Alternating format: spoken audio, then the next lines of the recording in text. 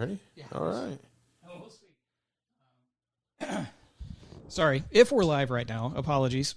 It says waiting for Random Access Study Podcast. Yeah, hopefully it'll go live right at 3 or 2:30. 2:30 now.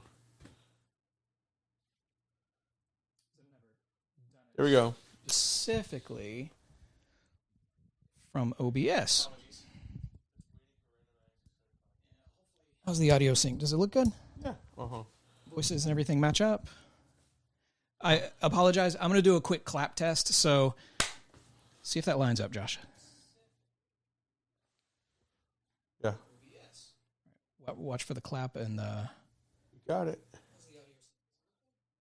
should do it in just a sec.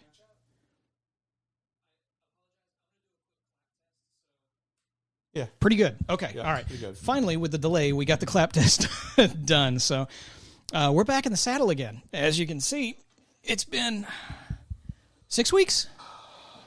Something like that. Like, it's been a little bit. Yeah.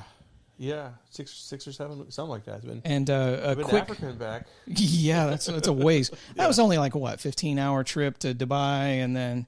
a few extra hours. Flight to Dubai, and then a 17-hour layover, and then just a 5-hour flight to Kenya. So when I was reviewing the audio from the last podcast, sometimes your voice would cut out. So probably within 3-ish inches of your face. I think I had it far away last time. Yeah, so that way when I move when I look over at you or something, I don't get too far away. Yeah, that looks better. Okay. All right. So anyway, Random Access Study, we're back. Excited. I'm Aaron, your host. With me as always, Josh. Hello. So if you've been a listener for a while, when we first started, I tried my best to do like a high production value, like audio. If you're one of the OG listeners, you might recognize this little guy that should be playing in your ears right now. It's not playing for us because we don't have our headphones on.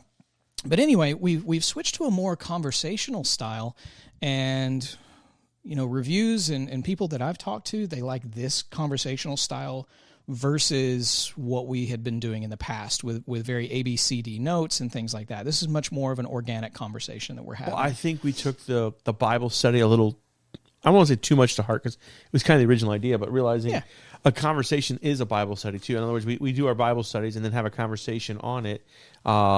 It's a lot more informative, a lot easier to put together. Yes. And it just kind of flows, I guess. Well, and this also allows our own, our personal opinions and our viewpoints on what the Scripture says. It allows it to come together in a more organic nature, which is always good because when you're crossing ideas past one another, and you'll notice this when you're discussing like Christian topics, biblical topics, world religion topics, things like that, you'll notice that when you're having a discussion with someone, you don't want to have this preconceived notion that you're going to enter into, like what you're going to say and how you are going to defend whatever it is that you're going to say. You want to be able to open your ears, listen to what the other person is saying, and then formulate what you want to say based on their input. And you'll find that your mind might actually change, and you might become more edified or intelligent, or you will be able to influence them in a more godly, biblical nature, if that makes sense. So this, I like this better. Yep. And we've talked a lot, and I know for a fact I've grown. I might have, on like 1 or 2 occasions since the many years we've known each other, maybe said something that you were like, Aaron, that's pretty smart, but I know that's rare. Yes, I'm sure that's happened. Yeah, self-deprecating humor. It's a wonderful thing. It's also a gift of mine. Anyway, so anytime we open up the Word of God, we're going to start with a prayer, right? That's the plan. So I'll put you on the spot here since I've yacked a lot. Okay, let's pray. Father God, we thank you for all that you do for us, Lord, all that you've given to us, Lord, and just everything you've done, sending your Son, your plan, your gospel, your everything, Lord. We mostly, as we're coming today, Lord, we're thinking of your word. We thank you for how you've revealed yourself to us, Lord, how you've reached out to us, and how you've shown us your plan of redemption and glory through your Son, Father. And I pray as we just open your word today, Lord, you open our hearts and our minds. May we learn more about you, Father. May we go closer in our relationship with you. Aaron and I, Lord, those watching the future, listening in the future, however, Father, we pray that this is used to glorify you, Lord, and to go closer in a relationship with you. I pray all this in Jesus' name. Amen. And one more quick preface. I'm going to be looking at the stream on the odd occasion to see if there's any interruptions in video. We had a little bit of a video freeze, so this is clearly not for those that are listening in the podcast version. Yeah, that won't make any sense. Yeah, but I'll same with that clap testing. We're like, oh, yeah, you clapped. You passed the test, Aaron. You clapped. Yeah, so in AV, and Billy, if you're watching this, and hopefully you are in the future, I'm going to call you out by name. Yeah. He's our AV guy at church. Yeah, you do the clap test to see what kind of millisecond delay that you have. I'm just call out Billy today. You mean the AV guy who was sending messages while I'm teaching our Sunday school class today, mocking me and making a joke at my expense of being a Dolphins fan. It was sports. Yeah, that Billy. Yes, I got the message. Anyway. And then I laughed about it because I didn't realize that it was something that he didn't realize was it was sports related. joke. I thought it was something else that came up in class. It was just really good timing. So turn your Bibles to John chapter 17. Oh, no, 13, John 13. 13. Wow. John chapter 13. Apologies. Maybe Aaron studied the wrong thing. Yeah, no. It was 13. It's anyway. 13. So you read last. You want to kind of recap it a little bit, like what we're doing here? Well, I think let's just dive in. Let's try starting off verse by verse. Okay. And then just commenting and breaking it down. Because I think the first verse is really going to just open up, set the foundation. And then we can just walk through it and have our conversation, little Bible study together. So I'll read the first verse. Go. It was just before the Passover festival. Jesus knew that the hour had come for him to leave this world and go to the Father. Having loved his own who were in the world, he loved them to the end. So this is in regards to the disciples, the 12. Yes. This is before the Feast of Passover. Jesus has this knowledge that his hour was coming, that the sacrifice had to be made. Let's go to the timing on that. Yeah, we did discuss this a little bit beforehand. We did. And I think you had almost a revelation or a change of opinion. No, I did. On the controversy, not there. So there's a big controversy here, because obviously we're going to be talking about the Last Supper. Was that the Passover meal? Or was that not the Passover meal? And let me just set the stage for that. The Western Church holds traditionally, mostly in the Western tradition, that would be your Catholics, Protestants, hold that it was the Passover meal. And when we do the Lord's Supper, that's why we use unleavened bread. The Eastern tradition, this would be your Orthodox churches, Greek Orthodox, Russian Orthodox, the Coptics and such, who've been around for a while too, okay? They hold that it wasn't the Passover, and that's why they do use leavened bread when they do communion. So it's a pretty big controversy in that. And it stems from translation differences. You had mentioned that specifically between the King James. Is that? No. I thought you had mentioned that. About, we were going kind of all over the place. Yeah. I'm trying to remember what that was specifically was about. I think it was. It'll come back later. Yeah, it'll come back later. We had a really good discussion pre-show. Of Yes. course, we always do that, and then we stumble here. Uh-huh. Well, at least I do. So when you woke up this morning, what was your opinion after all your study? So after all my study, I went through a couple different commentators. I almost always will pull up Chuck Missler because, the late Chuck Missler Chuck was a good Bible teacher. Just amazing, right? And he firmly believed that this was,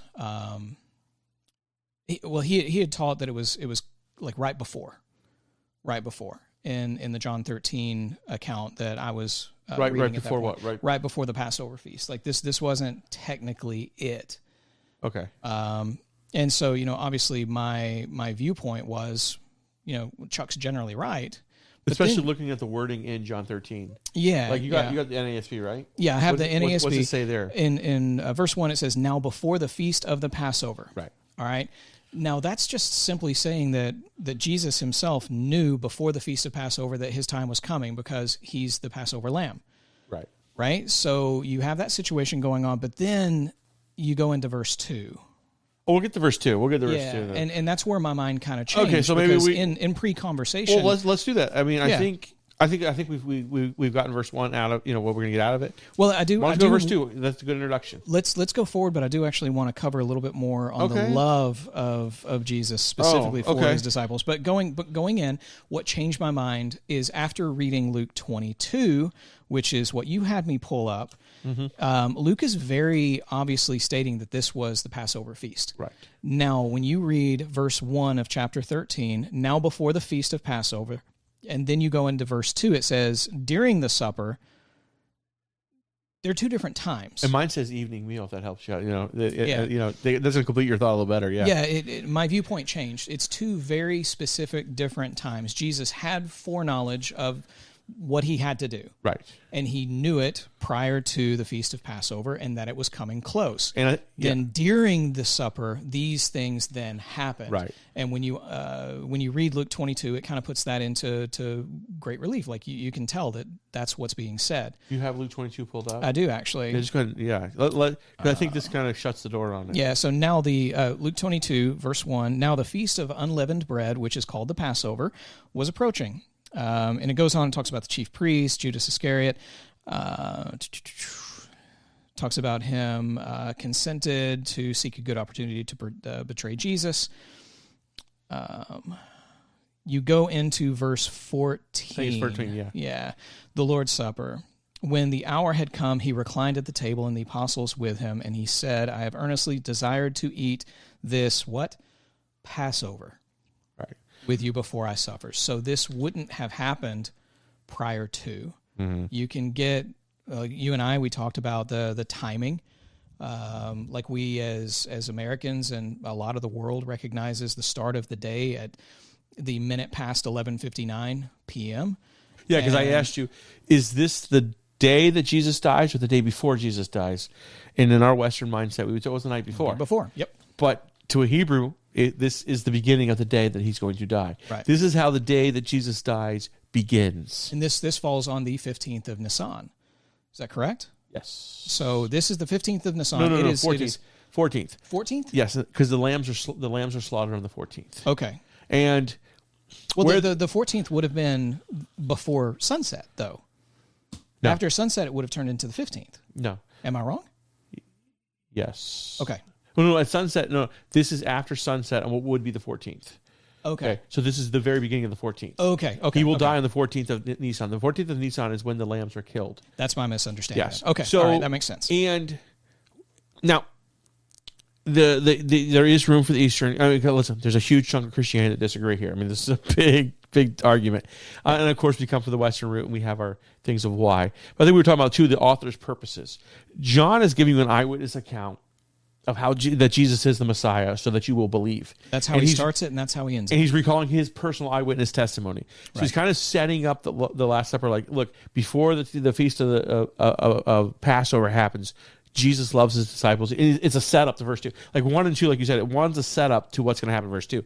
Luke is taking an account that he's getting eyewitnesses. He's trying to give you an accurate history, more so than anything else. Yeah. And that's why he sets it that way. Now, too, I think it's the Midrash gives us that because so many lambs had to be slaughtered, because remember, this is one of the 3 feasts that God has all Hebrew men come to Jerusalem for, which I think is awesome. If you think about it, there's 3 feasts that all men have to come to. One is Yom Kippur. The first one of the year is Yom Kippur, because the Jewish New Year, which is coming up, I think, next week. And it's all men have to. All men who are able, if they can. If they're able to come, then they're obligated to come. And so they're not sinning by not coming. It's right. If you're capable of. If you're capable of coming. And if you look up 3, well, Yom Kippur, which in the Jewish calendar is the first one. We just had the Jewish New Year this last week, which we were supposed to get raptured by that guy in we're still here. South Africa. But so here's the thing. We either got it wrong. I never put a date. It never Or they works got it out wrong. right. Yes. Because I always say, if you're right, no one cares because we're with Jesus. And if you're wrong, which you're probably going to be, because I'm still going with the Jesus part of no man knows the hour. So, I've had a lot of eschatological conversations, like end of the universe conversations this past week. I'll give you that. God did use that in that sense. Okay, but so we're right at the Jewish New Year right now. Okay. Yom Kippur is coming up. That's the first feast everyone has to come to. And here's the beauty of it. He wants all, in general, listen, if Hebrew men are coming, they bring their families too. So he's bringing the people together. Here's this sacrifice of atonement. The Day of Atonement, these sacrifice, one lives, one dies. One's a sin offering, one takes the sin away from the people. It's a dual picture of Jesus' death and resurrection, a picture of Jesus making atonement for them, of what's going to happen when Messiah comes. Then the second one's Passover, this one here. Right. And it's a picture. It's when Jesus does die and make atonement for them. You know what was the and you have Passover. There's a whole picture there too. But in history, Jesus does die and make that atonement, that picture of Yom Kippur, the picture of Passover. It all comes together on this one. But the third one, which was the most well-attended, I didn't know this one. I would have thought the other way, because look at the calendar. You would think it would be the Passover. I'm thinking Passover's the big one. That's like Christmas, Yom Kippur, that's like your Easter. These are your two big holidays. But the third one, the one that was most well-attended because of the time of year it comes in after the first harvest there, is Pentecost, or the Festival Weeks. And that's the one that's most well attended, and that's the day that God begins the church. So what he does is, okay, I'm going to require you to see this beautiful picture of the gospel laid out. But the most well attended one, that's where I'm going to start the church. That's and then all of you believers are going to go back all across the world and take the gospel back. Yeah. It's just beautiful how all the way back in Exodus, God was planting this. Yeah, it's planting an incredible seed at that point in time, because you got to think millions of people were in attendance at that point in time. Right. Yeah, tons of men, at least. Most of them would have had a wife, at least 1 to 2 kids. I think in AD 70, it was like 2 million attended or whatever. And this is what, while Jerusalem was under siege, the Romans let them in. They let millions more in because you're going to run out of food faster. That plus you think about the commerce and the taxes. It's even better. Well, no, they weren't going for commerce. In AD 70, there was full out. In AD 70, at the time of Passover, the Romans had Jerusalem under siege. Well, I knew that. I thought you said AD 7 for some reason. No, 70, like, AD 70. All right. No, but even at that point, they let in a couple more million people, and they still went. The city's under. Well, we have to go. But. So the next time you say, "I stubbed my toe, I can't go to church," I'm guilty of it too. Yeah. So since you have all these people here, the Midrash tells us that the practice then was you could have the Passover meal from sundown on the 14th. Till sundown on the start of the 14th, prior to. all the way to the sundown ending the 15th. So there was a 2-day period because they have to sacrifice all these lambs. And it's just, there's only so much space and there's only so much. So the practice at this time was the Passover meal would happen anywhere from right here is the earliest it could be all the way up to. And what happens on the 14th, this is the day they slaughter the lambs. So get your lamb slaughtered, take it home. So I don't know if the temple's open after dark then, or But so the idea is this could be a Passover meal. Right. This was a time that it was practiced at this time, according to Jewish writings written in the 2nd and 3rd century. So we're a little away from but in AD 70, a lot of stuff was destroyed with these records. So it is possible this can be the Passover meal, and it definitely. Looking at Luke in the Synoptic Gospels, it seems very probable that it was. Yeah, it does, especially with like the newer translations and things like that. I believe that there was something about the translation of the King James Version that made it seem as if it was before. That was part of our conversation prior. I will eventually remember it, but in my translation, it says. It adds a word, and that's because the translation that I have is the NASB. You're reading from the ESV. No, NIV. NIV. Yeah. And both of these copies have the Dead Sea Scrolls to fall back on. Yeah. And whether or not you believe in the Book of Enoch and all these other things, whatever, it's still like a Rosetta Stone for Greek and Hebrew writing. So it just really helped us out a lot. So this is more accurate, I find. Oh, no, we haven't got to the part. No, I remember the King James part. We're going to come up to it. Oh, we are going to? Yeah. No, it had to do with when Jesus got up. See, now I remember. Yeah, okay, all right, cool. See, there's a problem about you have to do some prep ahead of time so you know where conversations are going to go. Or like a heads up, we're going to touch but this. Sometimes it gets a little, behind the scenes here, you forget exactly what it was you were talking about. But you knew it was important, but we hadn't got here yet. That's why. Yeah, because before we even do this, we break bread together with our families. Yep. So there's a house full of kids running around. He and I are talking. Our wives are talking. I do want to touch on, because I think we've hit that pretty well. Yeah, verse 1. Yeah. Now that we're 20 minutes in, can we get to verse 2? Well, okay, so just imagine. Oh, no, you're about the love of God. Yeah, the love of Christ for his disciples. Yeah. Jesus knows what's going to happen. He knows that he has to sacrifice his life, right? That's why he prays in Gethsemane. Immediately after this, he's praying, let this cup pass from me. And there's a little bit of stuff that we can touch on that based on the setter. But we're going to kind of dip our toe in that just a little bit. But here I want to point out that he says he would depart. He knew that his hour had come, that he would depart out of this world to the Father, having loved his own who were in the world. He loved them to the end. Yeah. He's facing death, and he's sitting there He's lounging. going to die today. In his mind, he's dying today. He's sitting there lounging. Yeah. With these men that he loves, and like if it were me, I would be shaking. I'd be trembling. My fight or flight response would be active. Like right. He knows the next time he sleeps, closes his eyes to sleep, quotation marks there, is when he dies. Yeah. That's it. He's well, it's tomorrow. Nope. To him, there's no the disciples are going to sleep. You see that in the Garden of Gethsemane when they shouldn't have been. But this is, Jesus has realized the day has come. The sun sets. Today is the day. This is it. It's not going to be another year. This is why year. I came. Yeah. And I'm with the ones I love most. And he knows what's going to happen. Yeah. And he's sitting there having a Passover feast with them. Not only to be in compliance with... Well, you want to go ahead and read verse 2? Yeah. During supper, the devil, having already put into the heart of Judas Iscariot, the son of Simon, to betray him. I feel like we can keep rolling. We got evening meal was in progress. That was a regular thing. Yeah, and that's the thing. Like this was happening at that point. They were eating, they were drinking. And I think like the devil had already prompted Judas, the son of Iscariot, to betray Jesus. It's kind of this picture that the devil was using people, setting up. He's trying to bring Jesus down. And okay, now it's Judas's turn. Let's. Well, and what's interesting too, like you have a bunch of Jews in Jerusalem at this point. You have the leadership, the Jewish leadership, which does not want to get rid of Jesus at this point right now. They want to get rid of Jesus during a non-holiday time. They want him dead, but they don't want to be doing this right now. No, they want to wait till the Passover is over.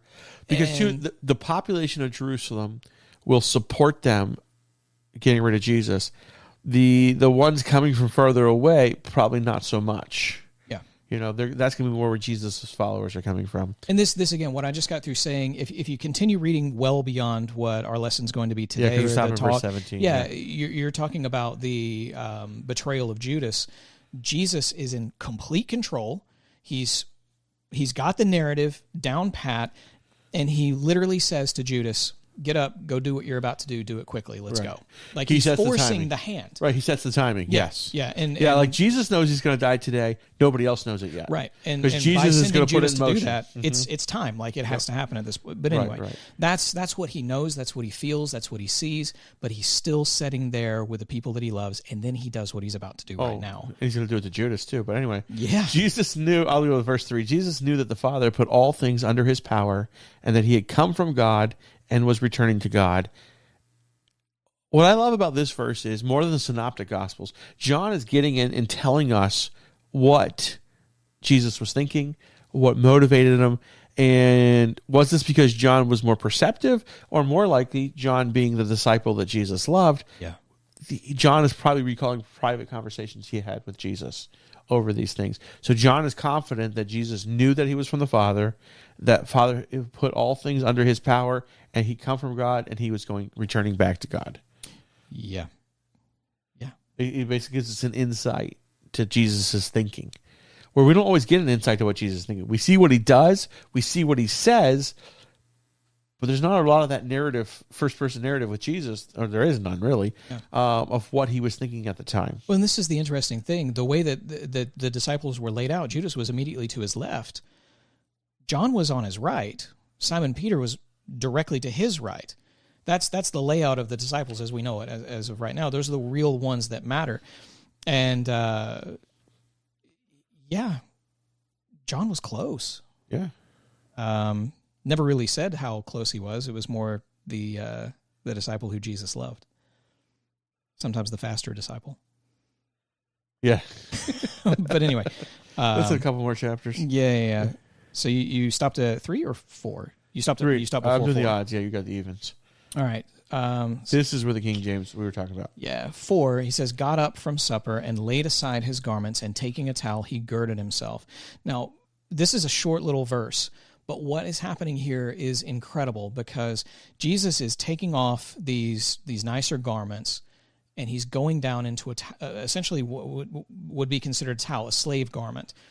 And he's getting ready to do the most amazing thing, but he's doing it as a lowly servant. He's taking on the visible form of a lowly servant. So let's talk about that King James thing before people wonder, because it's not that important. But King James says after supper was over, after the meal. This is clearly in the middle of the meal. And in the Greek allows for it to be either way, but putting into this is clearly looking on what happens later.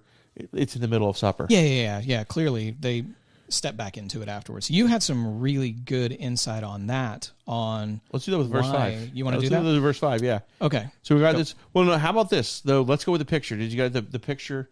You were pulling this with Philippians chapter 2? The fact that he dressed himself down into servant's garb, essentially, just a towel, set aside his so let me get this nicer right. garments. He gets up. Yes. So it's like getting up from the throne in heaven. He takes off his garments, his outer garments. Outer garments, yeah. So he's taking off his glory. He takes on servant's garb, to be a servant or slave, depending how polite we want to be. And then he's going to be obedient. So yeah, it's like you said, this is a beautiful picture of the kenosis right here. Yes. This is Jesus acting it out. And if you go back to Luke, is it 22 we were reading from? Yeah, it was 22. It kind of tells us later, I think in verse 40, it's later. It talks about they were kind of the disciples were having an argument that day about who was the greatest. Yeah, 24. Who was the greatest? Okay, 24, not 44. Yeah. So they're discussing who was the greatest. Now, I don't think this was happening at the table, especially if this is the Passover meal. Yeah. Because they were somber I think this is probably when they were coming into the room, reading some scholars when they think either on the way there. If you ever walk with a group of guys, you get these discussions. They have this, or as a walk, and kind of walk in the door, it stops, and so it's almost like Jesus is like, "I'm going to teach these guys a lesson." No, I'll do what you do with me. I'll push back a little bit on that, because if you read 22:14, when the hour had come, he reclined at the table and the apostles with him. So they were already sitting at the table, and then they had that argument. Right? No. I think it's referring back to an earlier argument, though. And they began. Hold on. For indeed, the Son of Man is a man whom he has betrayed. Well, no, verse 20, and in the same way he took the cup after they had eaten, saying, "This cup which is poured out for you is the new covenant in my blood. But behold, the hand of the one betraying me is with mine on the table. For indeed the Son of Man is going as it has been determined, but woe to that man by whom he is betrayed." 23, he says, and they began to discuss among themselves which one of them it might be who was going to do this thing. So my thought is, Jesus says, one of you is going to betray me, and they're doing this at that 12-inch high table, lounging around with one another. I feel like... No, but read verse 24 next. A dispute also arose among them as to which of them was considered to be greatest. The way this is done is they were having the argument about who is going to betray Jesus. That's the discussion they're having in the moment. Luke is also describing there was a discussion among them who would be there. And this, if we go back to all the way back to when James and John's mother comes up to Jesus and asks, "Can they sit on your right and left?" This was a common theme amongst them.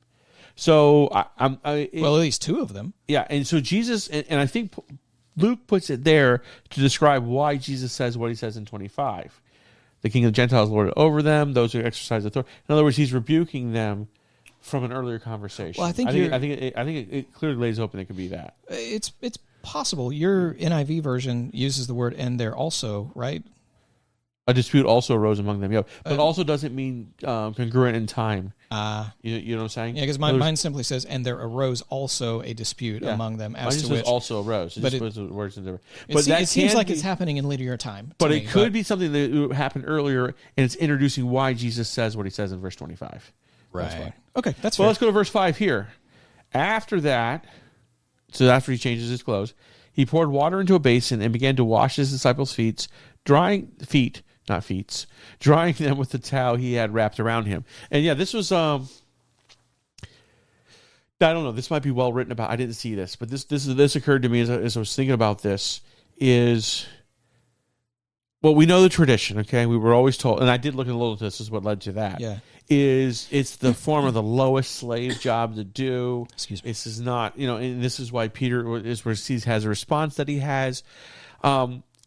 It was the duty of the host to make sure your feet got washed. But often in culture, they might not have a slave to do that. This is a very busy time of the year. This is one of those feasts. Everyone's coming. Everybody has guests in town. Guest houses are full. If the person who owned this house had a slave, that slave might be busy doing something else or not available. Or oftentimes there wasn't a slave to do it. So what the host would do was they would provide the basin and the water, and you'd wash your own feet. Now, at this time, a rabbi could not ask his disciples to wash his feet. It would not be culturally proper for Jesus to ask us as a rabbi, as their Lord. As their creator, he can always command them to do it. But as a rabbi, doesn't have culturally, a rabbi did not have the right to ask his disciple to make his disciples wash his feet. So this is something that's obviously we get that, but often you wash your own feet coming in. So my question always was, why weren't their feet washed? Why did the host provide? Because we know at one time when Jesus gets his feet washed with the perfume and all that, he rebukes the host, saying, "You should have washed my feet, and you didn't. Look what she's doing." That's really good evidence of that thought So process. it's kind of like, why wasn't there someone to wash their feet this time? And what I think, this is my speculation that I got out of it, is the host provided the water. There's a watering basin and towel there. Everything to wash your feet is there, except for the slave to do it. So I think the idea was they were supposed to wash their feet as they came in, but Jesus hears them bickering, and this backs up why I think that. Sure. Okay. But again, this was an ongoing conversation. So if it does develop later and they didn't do it on the way in, he's heard it in the last week. It doesn't negate the thought process. No, but he's Jesus heard was it probably having. Right. He's heard it in the last week. Yeah. You know, so Jesus doesn't wash his feet. This is my I'm speculating. Okay, this is but I'm thinking this is how this sets up. Jesus walks in, he doesn't wash his feet, and the disciples are like, well, if Jesus didn't wash his feet, I'm not going to wash my feet either. So this could have been like an awkward moment. Like Jesus he's making, if this is true. Okay, again, this is my speculation. That maybe it's a little bit awkward because the feet are smelly and dirty, and no one washed them. Like you ever sat down and you didn't wash your hands, and you're like, I want to wash my hands, but it'd be rude now, you know? Especially if you go to an Ethiopian restaurant, you sit down and then you're like, there's the sink over there in the hallway outside of the bathroom. Oh, man, if you ever go to an Ethiopian restaurant, and it's never awkward, go wash your hands. Yes, always wash your hands. Always wash your hands. You're going to eat with your You're going to wash your hands afterwards, too. Yes, if you don't know, you eat Ethiopian food with your hands. And it's now, delicious. You do have like that little bread to pick up things with, so it's not just quite like a 2-year-old. But it gets everywhere. It's like a it's like a soggy napkin. Yeah, yes. It's edible. But anyway, sorry. Derailed. My bad. Yes, totally derailed with your favorite cuisine. But anyway, so this is my speculation. I just want to pound this is home. This is what came to me as a thought that makes sense. Let's put it that way. Jesus, I want to teach them a lesson. Because the foot washing happens in the middle of dinner. It never happens. It always happens before. This is the wrong time. But I think he kind of left it awkward. He doesn't wash his feet, so no one else does. And now in the middle of dinner, he gets up, and he's got everyone's attention. He gets up, takes the water, and starts washing their feet, which is, they can't be made to wash his feet. Mind-blowing. Now he's washing their feet. This is just, this is shaking the world. And I think it's Jesus wants to make a point. Yeah. He's tired of this discussion. Who's the greatest? Well, let me show you. The least is the greatest. Who's the greatest in the room? Jesus. Hands down, Jesus. Absolutely. So Jesus says, let me show you what greatness in my kingdom means. Right. I think that's now again, there might be people who've written books on this. I don't know. Oh, there are. There are. About Jesus skipping the foot washing, and I just didn't see it anywhere. And I'm reading it. And I'm like, yeah. I'm like, because I'm always like, why were their feet dirty? Why wasn't there slave? Then I'm like, wait a minute. If Jesus wanted to make a point, which is what he obviously wanted to do, and I read the thing with culturally, often it was you wash your own feet. In other words, it was because we always make it was a slave to do it. No, it was your responsibility to wash your feet. That's always been a thing, and I think that fits with the point Jesus is going to make. You're supposed to wash your feet too. Yeah. But if Jesus didn't do it, everyone else would follow suit. If Jesus didn't wash his feet, no one else is washing their feet. So yeah, it's a good visual lesson, and that's why the stuff to wash feet is there, but no feet were washed yet. So who do you think whose feet got washed first? Who do you think? Honestly, I'm going to say Jesus probably started at one end and worked his way around. See, I think it was Judas. You do? I do, because Judas was immediately to his left. He was the guest of honor.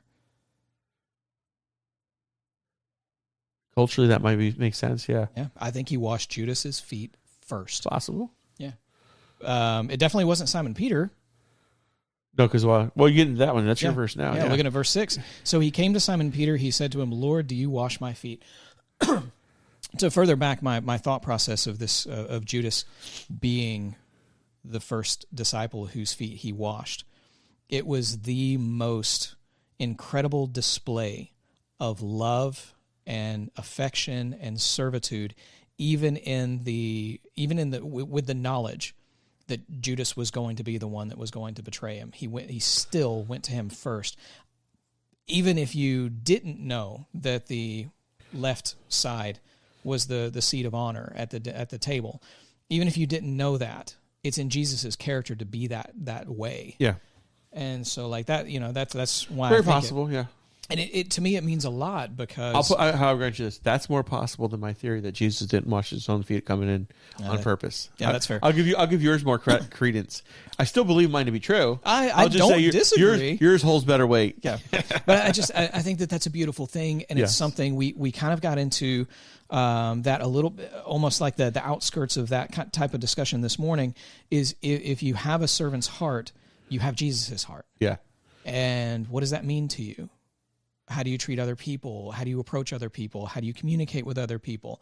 What if they're condemning you or doing bad things to you? How are you supposed to return that to them? You're supposed to defend your faith. You're supposed to defend your belief in Jesus and your servitude of Jesus. Jesus doesn't need defending, right. But you are allowed to defend who you are in Jesus. Yeah. But you're supposed to do it with a servant's heart of love, because your goal is to bring those people that are treating you terribly to a loving communion with Jesus. Right. And you can't do that if you're acting foolish around them or condemning them or treating them poorly. So anyway, I just thought that was really beautiful. It spoke to me as that's not something that I struggle with or haven't been put into the position to struggle with yet in a way that would cause me to struggle, if that makes sense. So anyway, came to Simon Peter. He said to him, "Lord, do you wash my feet?" You should probably continue on. Well, I just want to put this. He gets to Peter, and Peter's like, okay, something's not right here. Yeah, not me. Well, no, he's thinking somebody should say something, and nobody has yet. You all just let Jesus wash your feet, and he was probably like, "No, stop! I'm going to wash your feet." He wants us to say something, you know. So I think that's Peter. Peter's you're right. Peter's not going to just sit back. Okay, y'all are quiet. Now he's getting to me. No, I'm going to get to the bottom of this. So, Lord, you're going to wash my feet. It's Peter, and I think Jesus replied, "You do not realize now what I'm doing, but later you will understand." That's pretty much it. It's like, yep, you don't understand why, but it's going to make sense later. That's so funny to say, and I'm glad you dug into that, because Peter was kind of a hothead just in general. I would imagine, putting myself in Peter's shoes right now, watching Jesus wash the disciples' feet. Yeah, his heart was racing. He's waiting for someone else to say something. Yeah, he was getting hot. He was like, "Why are you guys just sitting here letting it happen? Yeah, this isn't right. Jesus should not be washing our feet. Why are you just sitting there back and letting it happen? And why aren't you saying something? Speak up. And it's when you know so something's wrong, speak speak up. Too. It's so opposite of Peter just to hold his tongue too. Yeah. So this is really interesting. He held his tongue until it came to him.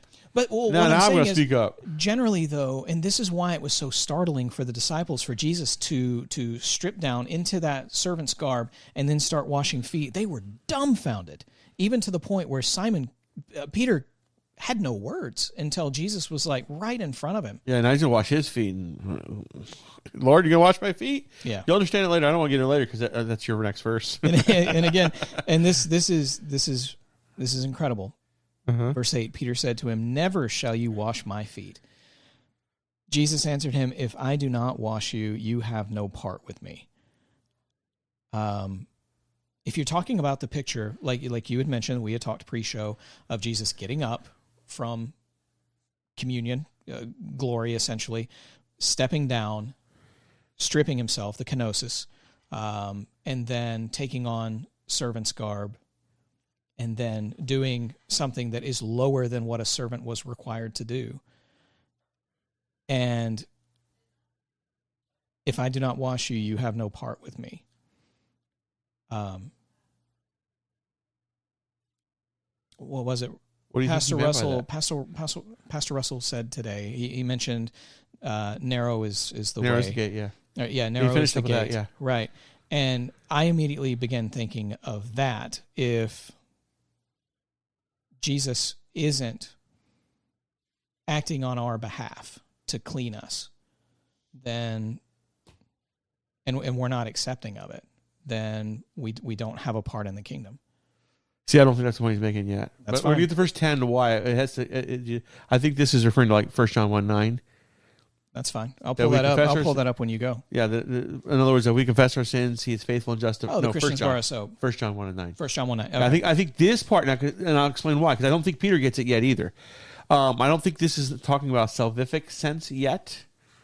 Because I think in verse 10 it'll all make sense. Well, I don't think Peter gets it at all because right. He's an all or nothing kind of guy. Yeah. No, it's 1 John 1:9. No, I was looking at John 1:9 because there was something else. In other words, this I think is talking about the daily walking, daily sins we pick up. We need to confess them and be cleansed of all unrighteousness. And if we don't do that, we don't have a relationship with Jesus. In other words, we can't be walking in sin, not dealing with it, and then, my relationship with Jesus is good. He's like, you have no part with me. You don't have a part with me if you're just living in sin. And I'm here to clean it up for you. And if you don't want to deal with it, I don't think it's a salvific sense. Because then we get to the whole Judas thing. Oh, it's a continual washing. Yes, and the reason why I think Jesus is going to unpack this to Peter's next statement, you're going to answer it in verse 10, and I think that's where it comes together. Oh, okay. If it stopped here, I'd agree it's salvific, but he makes another point. So then Peter says, "Then Lord," Simon Peter replied, "not just my feet, but my hands and my head as well." So Peter's like, "Look, God, just don't stop at my feet. My hands need to be washed. My head, I've been sweating." Yeah. And in other words, he doesn't say whole body, because I was like, "Give me a whole bath." He doesn't say that. He says my hands and my head, which when you're doing a bucket bath or whatever, if you're just cleaning up real quick, hands, feet, head, that's your, So he's like, "Lord, clean all of me. If I have to be cleaned by you to have a part with you, then clean everything." And this is where I think the point gets made in verse 10. Yeah, unless you want to go with Peter saying wash everything. If a little is great, then a lot is better. Yeah, of course. That type of situation. Yeah. He's like, wait. Now Peter's like, now I'm really the smart one. I spoke up, and they just got their feet washed. I'm going to get everything washed, and I'm going to look super smart. And Jesus has a reply. I'm not in Peter's head. I can see that. Yes. Yeah, honestly. Okay, I'm sorry. If I was in Peter's shoes, this is what I would be thinking. Okay, let's qualify that. Okay, instead of picking on Peter, I'm picking on myself there. Well, especially when you're in the presence of Jesus. And I never got to be in the presence of Jesus too. Well, so, but what I'm saying is they never actually called him Jesus. They always called him Lord. When they were in the presence of Lord, their Lord, their Rabbi, but they never called him anything other than Lord. Well, that's what's recorded. I don't know. They do call him Jesus, obviously, in the Gospels and in these writings. But anytime that they addressed him, they always called him Lord. Right. And so they're in the presence of their Lord, and he's sitting there doing something incredible to him. Anyway, verse 10, Jesus said to him... Jesus' reply to this? Jesus said to him, "He who has bathed needs only to wash his feet, but is completely clean. And you are clean, but not all of you." He's not talking about the whole body. Right. He's talking about one person in general. Right, no. But when he says, "Those who've had a bath need only wash their feet," right, their whole body is clean, and you are clean, though not. So I think the salvation is the bath. Okay, if you want, in other words, the salvific work of Jesus on the cross is about to happen. Is the bath? That's when we're saved. And Jesus, I don't think the foot washing is a picture of us being saved. It's every day, because you wash your feet at dinner today. Well, tomorrow at dinner you need feet washed again. Dirty again, yeah. And again, okay. Now listen, we bathe every day in the U.S. That's pretty much we take showers every day. Yeah. Other cultures, even today, they don't bathe every day, and here they don't bathe every day. And Jesus is like, look, every day you need to get your feet washed. You don't need a bath every day. So culturally, we have a hard time applying this in a 21st century modern American setting. But what he's saying is, look, you've had your bath. But every day you got to clean your feet up, and this is that's why I think this is talking about daily sin, and I think we'll see as he gets to the rest of it. I think you're right, especially when you're making your point. And this, to me, almost whispers of when Jesus was talking to Nicodemus. That was talking about salvation. In John chapter 3? Who must be born of water. Yeah. You're talking about born actually born of water. You're born. Your water breaks and your birth, right? Or the mother's water breaks and then your birth. Right. Unless you're in the world and then you believe in Jesus and become washed in him. Right. Then, that's the salvific conversation. And when he says, "And you are clean, though not every one of you." Yeah. Look, you guys are saved. You put your faith in me, except for one of you. Yes. And the part where we end after 18, that's where he gets into predicting and telling him to go and do his thing and such. Yeah. So that's why I said, is it kind of, I don't think that when he says you have no part of me, I don't think what he's saying is that's the salvation part. It's okay. Look, you're clean. You had a bath, but look, if you keep your feet dirty and you don't let me cleanse your feet, if you don't come to me, as I said, 1 John 1:9, ironically same. I know there's nothing ironic with God. I got that, guys. Okay, I'm not giving out my email address like the pastor did today, but the same author I think gives us that picture in 1 John 1:9. I'm almost thinking that when John writes 1 John 1:9, he's thinking of this moment in his head because he witnessed it. We've got to deal with the sin in our life. And I think that's the picture of unless I wash you, you have no part with me. Is you can't say we have a relationship and you ignore the sin in your life when I'm here to cleanse you of all unrighteousness. Again, that cleansing word in 1 John 1:9, I think just harkens back to this. Oh, I guess I'm the next one to read. Are we going to go to verse 11? Yep. Okay. So. For he knew who was going to betray him, and that's why he said not everyone was clean. I kind of gave commentary on that last one. You want to add to that? Or you want to go to the next verse? No, there's really nothing to unpack there. It's Judas. We already knew that in verse 2, but spoiler. So when he had washed their feet and taken his garments and reclined at the table again, he said to them, "Do you know what I have done to you?" Okay, do you ever hate it? I do this a lot, so maybe people do hate it. The teacher asks you a question that's like, all right, there's an obvious answer here, but I don't want to say anything because I might be wrong. you know what I'm saying? It's kind of like, yeah, you washed your feet. Do you understand what I did? Yeah, they were dirty. I mean, or you know what I'm saying? But I got to think the way Jesus, because Jesus knows these guys really well, and they were arguing that day, whether just momentarily or hours before, about who the greatest is, and who the one who's clearly the greatest just washed their feet. And that's got to blow their mind. Well, and there's no evidence, there's no writing in here that says that Jesus washed his feet or they washed his feet. So when Jesus sits back down at that table, his feet are still dirty. So again, hearkening back to Jesus when he died, that's how the sin was removed. I would just have to say we don't know if his feet are dirty or not. No, it doesn't. It doesn't say specifically. I don't know. Culturally, it might have been wash your feet before you wash someone else's feet. In other words, the slave might have had to wash their feet before they washed somebody else's feet. I don't really know. That's worth to look. Yeah, it's worth it to look at.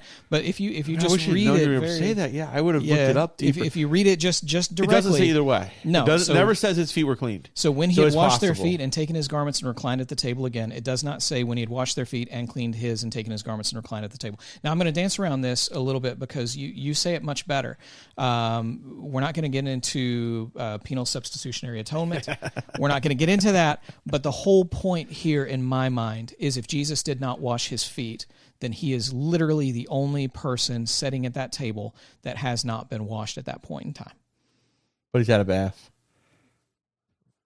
Right. Yeah, but everyone was clean except for one. Yeah, but his feet are still dirty. Yeah. And he's going to enter Gethsemane with his feet dirty. Now, unpack out of that whatever you want to unpack out of that. They're going to be dirty because he walked on the road to Gethsemane. But they were also dirty before he walked out of the house. We don't know that. Probably. Yes. I would think this would be one sure. understanding of the culture in the first century as this was written.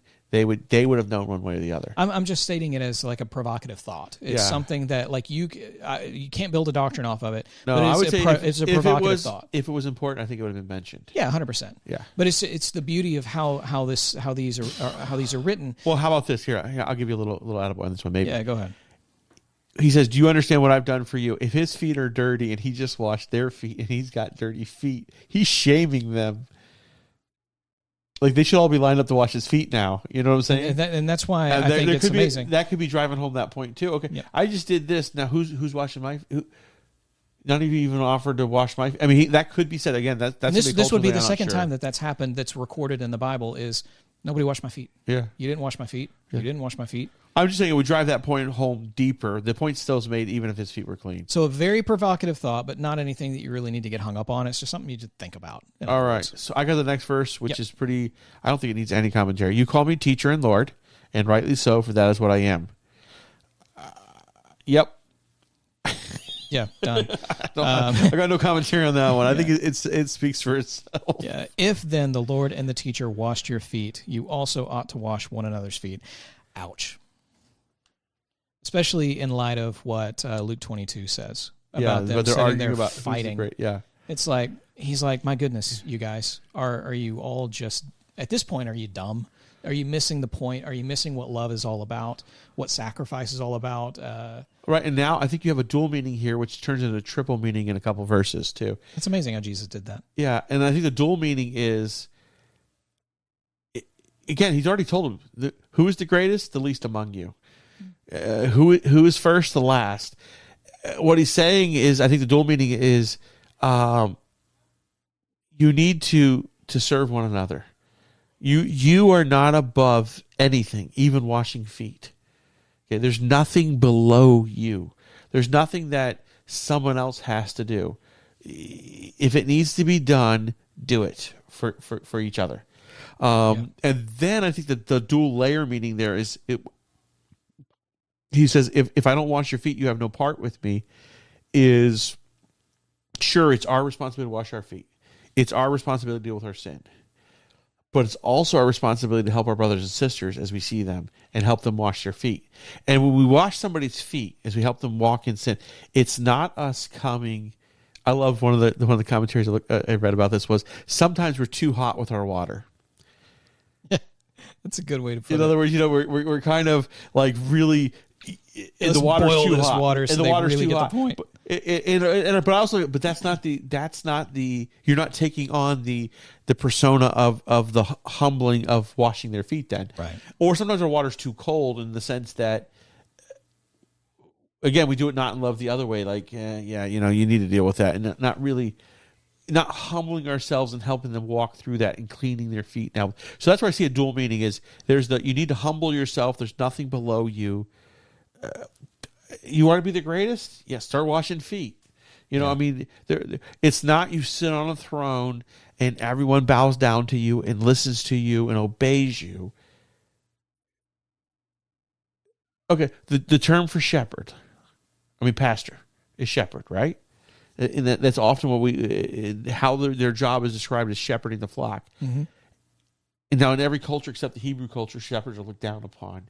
It's a lowly task. Hebrews look up to shepherds because they guide. But it's work. Look at David. What's that? Look at David. Yeah, David, Abraham, God calls himself a shepherd. I mean, Abraham, Isaac, and Jacob were all shepherds. Yeah, Jesus says, "I'm the good shepherd." Yeah, exactly. So shepherds have a pretty good thing in Hebrew history, but a shepherd does a lot of work. A shepherd's not a king, and I know we're using David, who was a shepherd and a king, but I think David being a shepherd is what made him a good king. Yes, until he ignored that part, and then he became not a good king for a little bit. It taught him love and understanding that we're so dumb as people, just like sheep, where you'll pull one out of a hole and set the sheep that you pulled out of the hole, and the sheep will just jump right back into the hole again. Yep. And you got to just keep doing it over and over and over and over again. And you're like, dude, stop. Just YouTube that, sheep jumping back in a hole. It's super funny. He leaps. It's great. Here we are promoting another YouTube video on YouTube. But no, and but what I'm saying is the ones called to lead the church aren't called to sit on thrones. And no, I'm not knocking Catholicism here, okay? I can do that in a different way, but that's not my point here. My point is they're not called to rule over the people as a king. They're called to lead them as shepherds. Yes. And being a shepherd is a lot of work with not a lot of gratitude either, by the way. But and now we should be grateful to our shepherds, okay? There's a point there. We shouldn't necessarily be as dumb as sheep. But what he's saying is if you want to be great, you got to work hard. It's going to come with elbow grease. You got to get your hands dirty. There's no sitting back. Okay, I'm the greatest. All you got to do what I say. Yeah. No, I'm the greatest. I'm going to wash your feet next time. Yeah, they were literally fighting over who was the greatest when Jesus specifically said the least is the greatest. Yes. It should be a battle between you and your contemporaries, your peers, your other Christian friends to see how much of a servant you can be to them. Whose feet did Jesus wash last? I don't think it was his. No, I'm just thinking maybe that's who Jesus considered the greatest apostle. when the water's the dirtiest, who goes last? That's the first shall be last, the last shall be first. I don't know. Again, just speculation here. Well, hold on. But if you're going to pull Judas... Dude, what if it was Peter? What if it was Peter? It could be Peter. It doesn't say he washing his feet. It just says when he finished, and we don't know that. So it would be incredible if it was Judas first and then Peter last. Yeah. And it I don't would know match. if you're going to go with your Judas first part. Now I'm just saying I wonder who. I don't know. Yeah. If it was John, he probably would have mentioned it was the disciple he loved. That's true.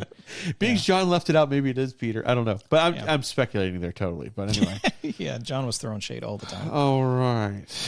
But it should be a battle to the bottom, essentially. Yeah. It should never be a battle to the top. This isn't the corporate ladder. No. This is quite literally as lowly as you can possibly get. Will never be as low as Jesus brought himself. And think about this too. Jesus, this is literally the day he dies. This is the first meal of that day. Probably the only meal he eats all day. And in the middle of it, he gets it up and does the lowly servant thing. These these guys, he's cleaning their feet so they can run away faster. And John, you know? that's and John even starts. He finishes verse 1 by saying he loved them to the end. We're talking about the Creator. We're talking the Logos. We're talking the one that breathed out creation, created the universe. Spoke. Yeah. Yeah, and he is there in that moment with those 12 disciples. The day that he is to die as a man, and he's showing this type of servant love. Like the battle to the bottom with your peers, you're never going to reach the level that Jesus dropped to. Right. If there was ever a day Jesus could say, look, I need a foot massage. I need you guys to take care of me. It's going to be a rough day. I need you to be there with me. And we wouldn't think anything of it. Well, yeah, of course. That's. But his example was, no, that was the day. And let's be honest, this was the first time he washed their feet. Because if this happened before, there's no argument for Peter. So the day he demonstrates the most humiliating thing that he's done for them is the day he could say, you know, especially when you put it in the light of the fact that we're kings and priests. Yeah. And Jesus himself, the Logos, in man form, washed kings and priests' feet. That's just wild. All right. It's just wild. Anyway. Let's get to this is where I think he adds a triple application. Where did you read last on 15? No, I haven't read 15 yet. Okay, go ahead. 15 and 17, I think, give us that triple application. Yeah. I have set you an example that you should do as I have done for you. We covered that, but yeah. Oh, no. I got the triple application. I gave the third application. Oh, yeah. Go. And I'll really get into it in verse 17. I've set an example for you. Act like Jesus. Humble yourself. Don't look to exalt yourself amongst others. Help your brothers and sisters in need. Oh, I held my face up like this and I saw it down there. I'm like, oh, we froze. No, that was just me. You're like, yeah. Wash your brothers and sisters' feet. Help them as we walk through this thing. And then I've given you an example. I think I'm really get into 17. I'll get the triple application of 17 because that's how we'll end, I think. So yeah, you good? Maybe I'm jumping the gun here, but for 15, it shows us how we should also treat even those that are not followers of Jesus. Uh-huh. The ones that actively work against Jesus. Uh-huh. We're still supposed to teach or to treat them with love. Yeah, because when you're communicating with people out in the world, you're not communicating with people that are finite. You're an eternal being, only subject in time to God's will. You're dealing with another eternal being. Eternal being, meaning, everlasting. That's a better word. Yeah. Everlasting being to another everlasting being. When you paint the picture that way, it's not just that guy down the street or that guy that spit on me the other day or that guy that cut me off in traffic. It's everlasting being to everlasting being. And when you paint it that way in your head, it's very difficult to be mean to other people. We think all the time about we were created in God's image. Uh-huh. We all had life breathed into us. Christians have the Holy Spirit indwelling in us. He is a part of us. We, as Christians, have a connection that the rest of the world does not have. I've said multiple times with a lot of my clients and stuff, like, I do not believe in coincidence between Christians. I believe the only people that can actually experience coincidence are people who are not Christians, people who do not believe in Jesus. But even then, those people are subject to God's plan. Yeah. So there's just so much to unpack in what he just said there. Yep. 16, right? Yep. When Jesus wants to make a point, he says truly. When he really wants to make a point, he says truly, truly. Or very truly. Very truly. Translation, but because yes. You got the verily. I grew up with a verily, verily. Verily, verily. Verily, Yep, verily, that's the King James. Which is really fun to say, but Yep. truly, truly, I say to you, a slave is not greater than his master, nor is one who is sent greater than the one who sent him. Jesus here is, I'll cover the last part first. Jesus here is saying, I'm not greater than God. I'm co-equal. Mm-hmm. I'm part of that. Did you notice anything interesting in that, a descriptive word? It's in the Greek. It's the only time the word's used in the Gospels. What is that? Apostolos, whatever the word for apostle. Okay. The one who is sent. That's what apostle means. One who is sent. Oh, that's in there in the Greek? Yep, that's the word for apostle. Now, again, it had a meaning in Greek at that time. It's one who sent with the authority of. How is that delineated between messenger, angel? Well, that's a different word. Messenger. No, right. But the one who is sent, angels are sent. But is that the delineation between like a created human being? The word has the idea is the one who is sent with the authority of, the one who is sending. Got it. Okay. Yeah. Okay, cool. And it's interesting. He's talking to the apostles as he uses the only time it's the only time in I believe the only time in the Gospels it's used. To look that up, but yeah, I read it somewhere. So if it's wrong, I'm repeating it. You saw it on the internet, on Wikipedia. I'm kidding. But anyway. Yeah. Yeah. All right. So now that you know these things, you will be blessed if you do them. And this is where I think, well, with verse 15, this one is the triple application. For a while, I did go to a Grace Brethren church. They don't call themselves Grace Brethren anymore because Brethren was too difficult. And again, I think they've mostly dropped this practice and they just do it symbolically now. But when I went to that church, and I know my parents growing up went to this denomination for a while. They're very Baptist. They were the German Brethren Baptists when they came over from Germany. That we would practice what's called threefold communion. So, in like the church I went to, we would do that at Sunday nights. That was our Sunday. Now we had Sunday night services. Culturally, now that's like we talk about member meetings. About being on Sunday nights. People are like do it right after church. I'm like, well, some of us grew up in a culture going to church on Sunday night. Yeah, so, it's not abnormal. I actually like it. Yeah, so doing something on Sunday night because sometimes like when I go home, I don't want to come back out. I'm like.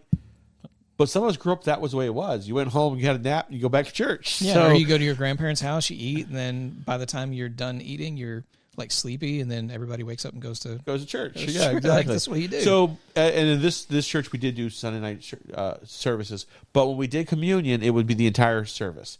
We'd come into the auditorium, the main church, and we'd have tables set up. And we'd sit down in family groups or wherever, sit with your friends, however, whatever your parents would let you do. But the first thing we would do after praying and singing a hymn or something, because it's church, we got to do that. The men would leave. We would go to the fellowship hall. Women would stay there, and we would wash feet.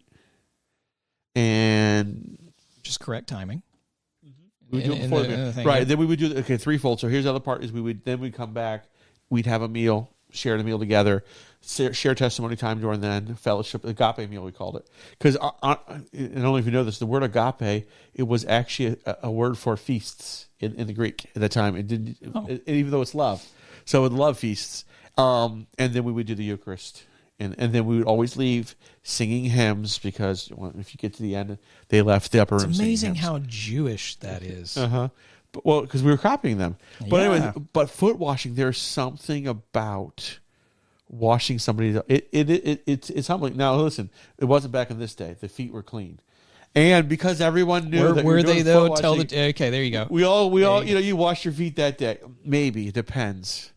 I remember, we used to do this we used to have youth conference. At the end of youth conference. Okay, thank you for telling this part of the story. Yeah, and I had a friend one time, he wore sandals and went barefoot all week as much as he could to get his feet as dirty as he could, because he's like, I know you're going to wash my feet at the end of the week. So there were some applications where the feet were really dirty and nasty. That's such a guy thing to do. Yes, exactly, because we knew we were going to wash each other's feet, and it was, but there's just something humbling about, but here's the cool thing too, is you didn't always, when we go back and do communion, you didn't always go with your best friend. Sometimes you pick some old guy you hardly knew.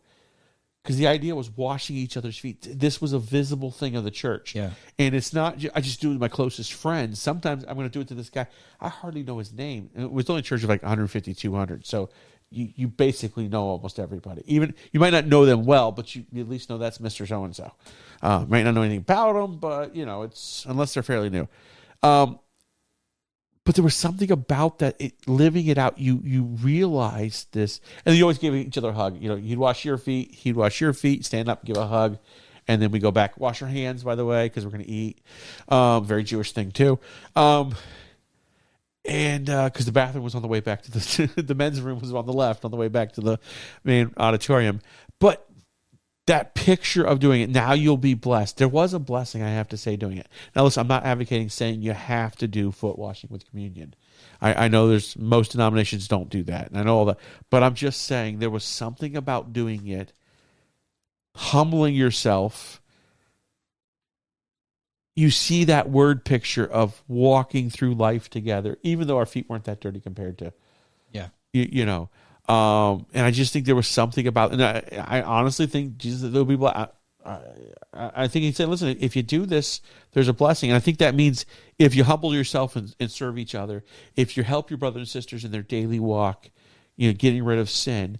But I also think, I gave you an example, man. If you do it, you're going to get that picture of what I'm doing. Now, I know as a Southern Baptist church, we'll never get them to foot wash. I came close, but then COVID never say never. Came close one time, but then we had COVID coming.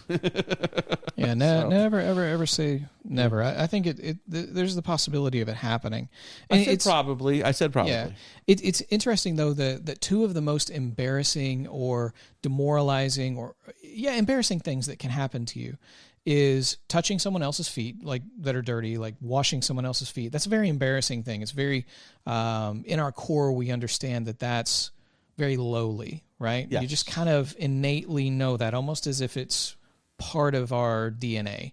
Second is something that Jesus mentioned as a very good lesson: if someone slaps you across the face. That's another very demoralizing and embarrassing thing to happen, especially if it happens in public. Someone slaps you across the face. I would prefer to be punched in the face than slapped across the face. And Jesus uses this example of washing feet. And the slapping of the face was meant to be an insult. Yes. Jesus wasn't talking about violence that was meant to bring harm. No. In other words, there was a cultural application there too. Yes. But he's using that because it's in us to understand that these two things are kind of not fun. Right. And your natural inclination is slap them back. Yeah. It is, yeah. Your natural inclination, your fallen inclination is you want to do it back. You have that heat of the moment, and how fast you can squash that down is a kind of an indicator of how sanctified you are, like how much time you're spending in the Word, because your ability to love when someone does bad things to you, it's filtered through how much time you spend in the Bible. So now we get to, verse 18?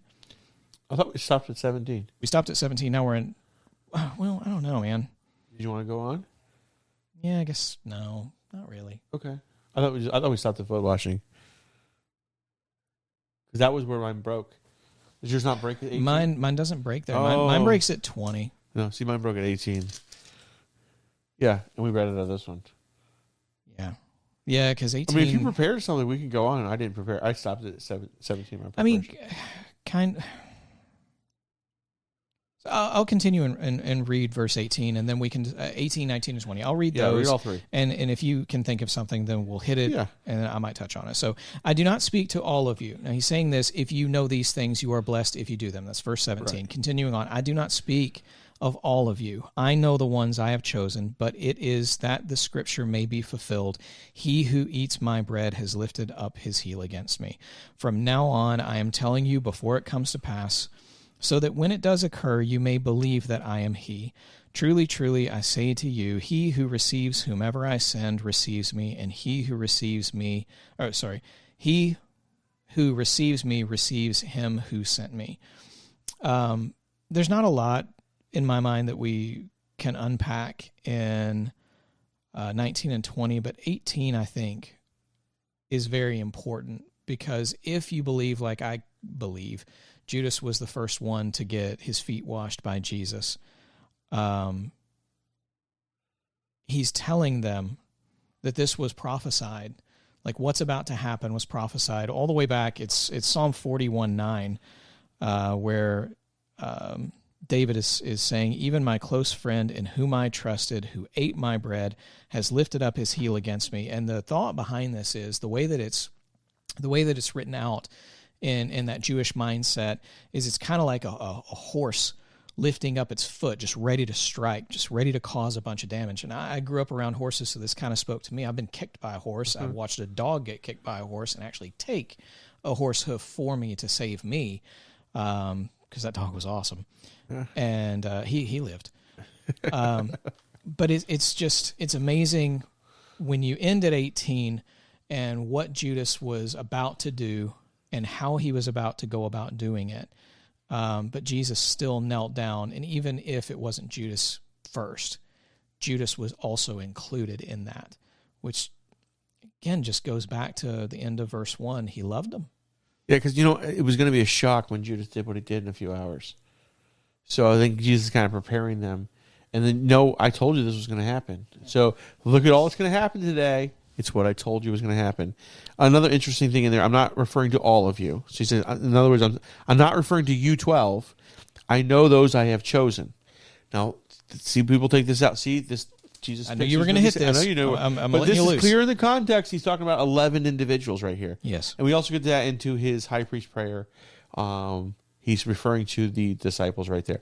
But right here, he says, I'm not referring to all of you. He's not talking about the world. He's talking about the 12 men sitting in the room with him. Yes. So when he says, I know those I have chosen, and these are the men he called personally to be his disciples, he's put it into context. He is saying specific, and don't pull Judas out of this.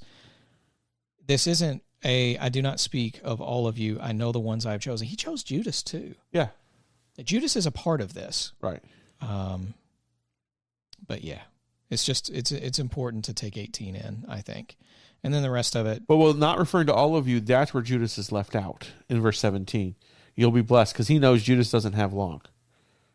Now that you know these things, you'll be blessed if you do them. He knows Judas is not going to do them. And then he points out the fact that Psalm 41:9. Yes. Yes. Yeah. That's what he says, I'm not referring to all of you. He's saying I'm referring to 11 guys.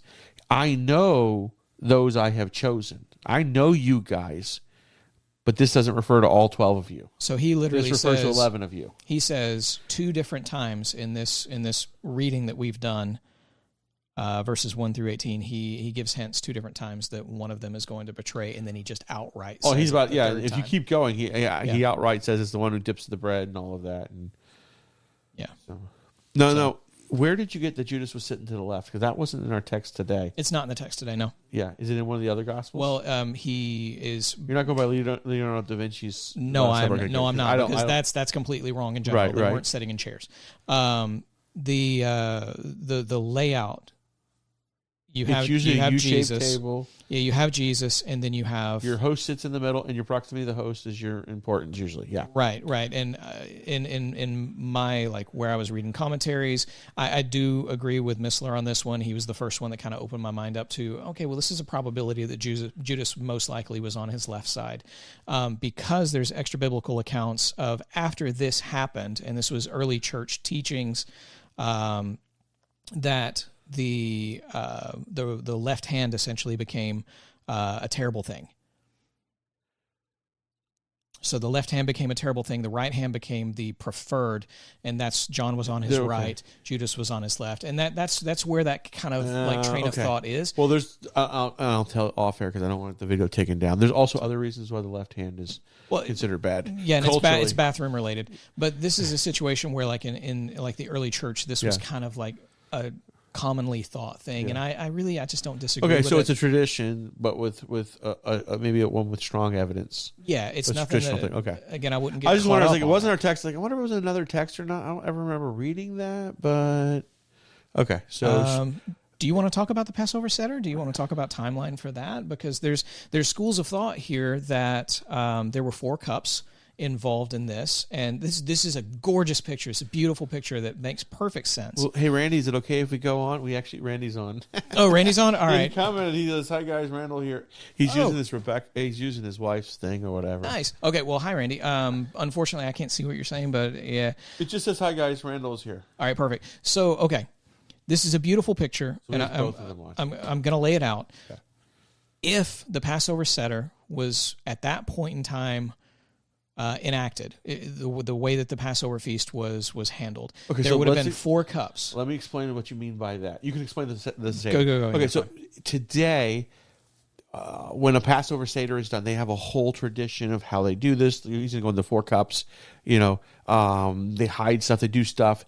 The hidden bread. Yes. Now, what we don't know is when was this instituted, because it's difficult. Really, pre-AD 70. Before the destruction of the temple. That's when you hear AD 70, that means when the temple was destroyed. After AD 70, Judaism changes completely because there's no more sacrifices. In response to the fact that the sacrifices went away. And it's pretty clear there's not going to be sacrifices for a long time. The Romans are not going to let it happen. Yeah. So Judaism has to change. And we get into more of the Judaism we see today, rabbinical Judaism. Before AD 7, it was Second Temple Judaism. Based upon the temple. Judaism before AD 70 revolves around the temple. After AD 70, we have to have Judaism. We have no temple anymore. And then by 125, most of the Jews will be pulled out of Israel. So they have no homeland anymore. So in these times, Judaism goes through a transformation into what we see more of today, of what we call rabbinical, that's more based upon the teachings of the rabbis and pointing to illusions of stuff rather than the hard stuff happening at the temple. At Yom Kippur, there's no more sacrifice made.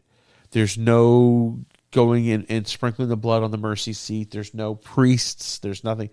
So what we don't know is, when did all these traditions start? Were they being practiced in Second Temple Judaism? Because even the books we have that tell us what life was like in first century Israel, like the Midrash, they don't come to the 2nd and 3rd centuries. The Talmuds, the Babylonian Jerusalem Talmuds, they don't come till even a century or 2 after that. And as far as I know, even the historian Josephus, he doesn't mention the. So we don't, right? So we know they practice a Seder, with the 4 cups. We know they practice something. Coming out of it since the days of Exodus. Yes. What it looked like, because if you look at Exodus and you look what they practice today, they're not the same thing. It's been elaborated. You'd have pita all over them. Yeah. In other words, you have that too. I thought about that a lot. But you have an elaboration though in things added to it. So what he's going to describe here, we don't know when this was added. Was this after the temple?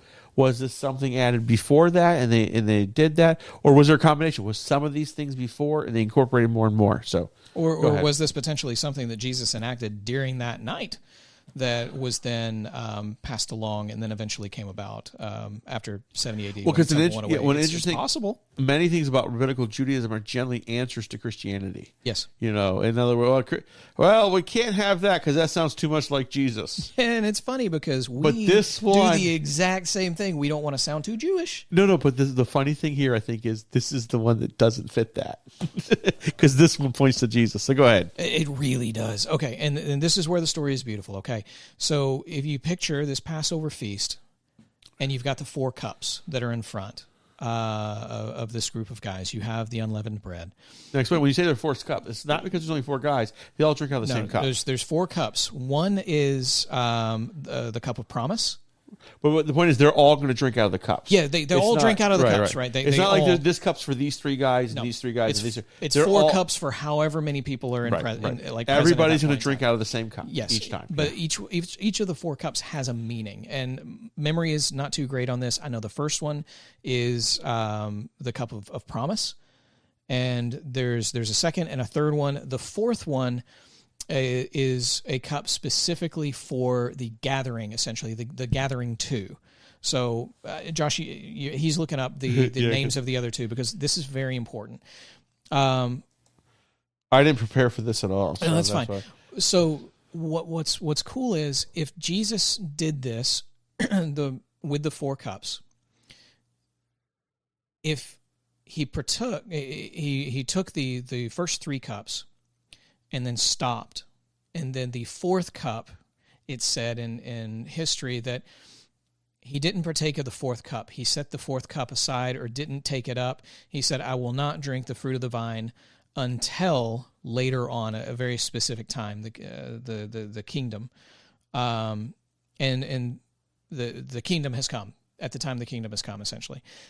And so he sets that aside. He still breaks the bread.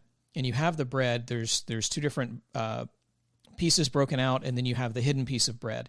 That's the one that's eaten at the very last, if my understanding is correct, which is, again, a beautiful picture of Jesus also, because the hidden bread of life, essentially.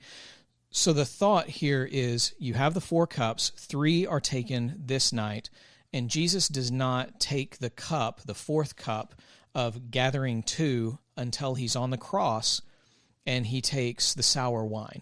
Not the one like you talked about earlier, which was the one that had the painkiller in it. Yeah, with myrrh. Because he couldn't do that. Otherwise, prophecy wouldn't be fulfilled properly. But he took that sour wine, and when he did, he said to Telestai, it is finished. It's done. So when Jesus took that final sip, that finished that Passover. That finished the Passover feast. Let me give you the four names of the cups. Yes, it's okay because they all have different names. Yeah, okay. In other words, it's all over the place. No. Cup one would be this. Sometimes they use different names for the same cup. Yeah, it's a little cup weird. One is the cup of sanctification. Okay, I'm wrong. So that one's right. I mean, Okay. that one is there's only one name for it. Okay. But then after the cup of sanctification comes either the cup of deliverance, plagues, or judgment. Okay. In other words, it's God delivering them from the plagues in Right. Egypt. The third cup is the cup of redemption or the cup of blessing. Either way. God redeeming his people. The fourth cup, the one that you're referring to, is the cup of either praise, hope, kingdom, salvation, or restoration. Okay. So that fits in with Jesus on the cross. So That's again, what it's doing. Regardless of if this happened at that point in time and this picture is being painted or not, it still exists. It's still exactly what was practiced with the Jews after the temple fell. Right. So literally, they're playing out the salvation of Jesus in drinks and bread. Every year. And it just shows the foreknowledge of God. Mm-hmm. And like Josh said, we don't know. We're not sure. But it's a cool little thought to have. Was there anything else? I think we nailed it and hit it over the head and nailed it again. That's going to be a long one. It's a really great way of saying that. We're talking about crucifixion, my friend. Well, no, we're talking about the meal before the crucifixion, but yeah. No, I was talking about the crucifixion. Oh, yeah, you're right. The sour wine. Yeah. Anyway, did you flip or did I flip? I think you flipped and I read. And what do we mean by flipping? Well, this is where we get to the random acts of study. So if it's your first time here, we'll explain it. If it's not your first time, well, you're going to hear it again. Yeah, welcome and welcome back. Yes, we're going to explain it every single time. So you just tune out for 10 seconds. The idea was, I remember you first came to me like, let's just flip open the Bible and do a Bible study. Like, that's not how we do a Bible study. You got to do some studying. It took a while for him to buy into it. Yes. And I'm like, well, that's how you get bad doctrine. Because sometimes you read something and you don't dive into it. So I finally convinced you. But really the idea is still, we're going to flip open the Bible somewhere. And the reason is this. We're looking for different. It's not we're looking for something different. The point is we're really testing out Paul's thing to Timothy that all Scripture is Old useful. Testament. Well, some of the New Testament might have been written by that, but most of it probably. But our whole point is no matter what it is, there's a Bible study there. Yeah. And we played to the real extreme of we're going to randomly open the Bible somewhere. One of us flips open randomly, and one of us looks at the page and starts picking. And there was that video going around, like, then he hung himself, and then Billy said it goes, and likewise do the same. Well, we'll flip open, and if it's and he hung himself, which just the equivalent of that we'll is still go. Flipping open to a list of names that goes on and on and on for 55 verses, right, Aaron? Or starting this podcast in October 22? 22? Was it 22? Maybe. No, 23. I don't know. It's been a couple years, right? We opened up against a prophecy. We opened up with a prophecy against Israel right as... the Tuesday before October 7th, yeah. Yeah. And so we had to pre-show or preface the entire podcast with, listen, guys, this is not about now. This is about then. So we're gonna tiptoe a little bit, but we're gonna hit the word the way that the word is speaking to us at that point in time. Right. But again, the interconnectivity of the Bible, even Old Testament to New Testament, and you talked about this pre-show as well. It's the same God. It's the same Logos. It's the same Jesus. It's the same Holy Spirit. Same message. It's the same message, and it's all interconnected. So if you go back and look at episode 1 all the way through whatever episode we're at right now, because we try to do one every 2 weeks, it's all interconnected. And so far, the story has remained that Jesus is love. And through him, we gain access to the Father. Right. So that's random acts of study. Yes. That's the random. And we call it Holy Spirit. We call it Holy Spirit inspired learning because when you open up the Bible, if you just simply read it with your eyes and with your human mind, you will get bad doctrine. You will get problems. But if you open up the Bible randomly and begin to read and you have the Holy Spirit speaking to you, it's very hard to get bad doctrine because you're willing to do that contextual research. Right. What does this say and why is this saying So, right, What's happening? See, that's what I'm about to flip open. So Aaron's going to read. Yep. And we reserve the right to add or take away to make the Bible study. Because sometimes you need a little more background. Yeah, which we kind of sometimes you bite off more reach and go, you know what? We only needed like half those verses. Yeah. So yeah, one of these days we'll get the part where Jesus wept, and then we'll spend 3 or 4 episodes on it. Oh, yeah, this is good. This is a good thing. You ready? Come on. All right. Yep. Go. All right. Let's see. Where are we at? Look, we were talking about 1 John. 13. I'm just 1 kidding. John. No, 1 John. But not chapter 1. 4 or 5. I don't know. I go to the... I go... Well, if you want to start that section, you can flip back and go to that section. My goodness. All right. So I just spoke about the interconnectivity of the Bible. If I start with 1 John chapter 5, and I will. All right. Everyone who believes that Jesus is the Christ is born of God, and everyone who loves the Father loves his child as well. What did we just end with? Literally the same statement from the same guy. The same author, yeah. Yeah. There are some people that don't believe that this is the same author because he calls himself the elder in, what is it, in the First John? He starts it with the elder. He's a lot older now, yes. Yeah, and people are like, well, it doesn't really say that it's John. When you're the last apostle alive, you the term elder comes along. Yeah, anyway, sorry. Everyone who believes that Jesus is the Christ is born of God, and everyone who loves the Father loves his child as well. This is how we know that we love the children of God, by loving God and carrying out his commands. In fact, I can't. In fact, this is love for God, to keep his commands, and his commands are not burdensome. For everyone born of God overcomes the world. This is the victory that has overcome the world, even our faith. Who is it that overcomes the world? Only the one who believes that Jesus is the Son of God. Should I keep going? I'd read the whole passage. Go for it. Just to the scribe break. Yeah. All right. So continue on verse 6. This is the one who came by water and blood. Jesus Christ. He did not. Can be translated a different way, though. We'll talk about that next week. Yeah, we will. Next time. He did not come by water only, but by water and blood. And it is the Spirit who testifies, because the Spirit is the truth. For there are three that testify, the Spirit, the water, and the blood, and the three are in agreement. We accept human testimony, but God's testimony is greater, because it is the testimony of God, which he has given about his Son. Whoever believes in the Son of God accepts this testimony. Whoever does not believe in God has made him out to be a liar, because they have not believed the testimony God has given about his Son. And this is the testimony: God has given us eternal life, and this life is in his Son. Whoever has the Son has life. Whoever does not have the Son does not have life. It's talking about interconnectivity. That's wild. So, I always question, are we making the right decision creating a podcast or a YouTube study on the Bible?